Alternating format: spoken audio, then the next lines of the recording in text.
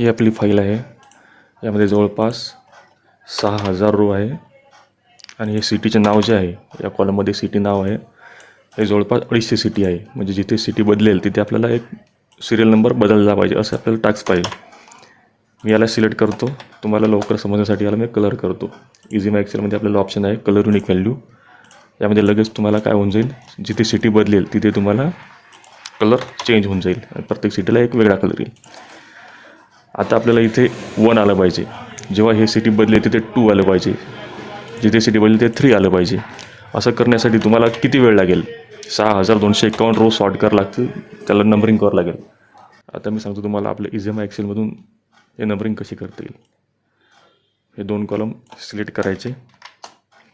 Select केल्यानंतर 1 2 3 on write व्हॅल्यूला click केले. त्यानंतर आता तुम्हाला नंबरिंग कसे आले 1 2 3 4 1 2 3 4 पुन्हा स्टार्ट होतात. म्हणजे सिटी प्रत्येकाला स्टार्ट होतात. मग आपल्याला कसं पाहिजे इथे 1 आलं पाहिजे, कारण प्रत्येक तालुक्याला नंबर पाहिजे. आता मी याला करणार फिल्टर, डाटा आणि फिल्टर. आता बघा मी याला 1 हाईड करतो आणि बाकीचे नंबर सर्व डिलीट करतो.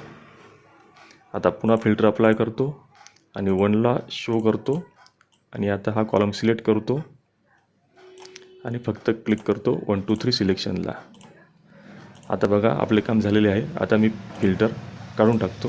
हे बघा सिटी 1 नंबर, सिटी बदलली 2 नंबर, सिटी बदलली 3 नंबर, 4 नंबर, याप्रमाणे सर्व नंबर आलेले आहे.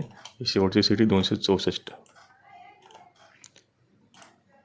हेच काम करण्यासाठी तुमच्याकडे अजून एखादं काही ऑप्शन असेल यापेक्षा कमी वेळात तर तुम्ही मला सांगा.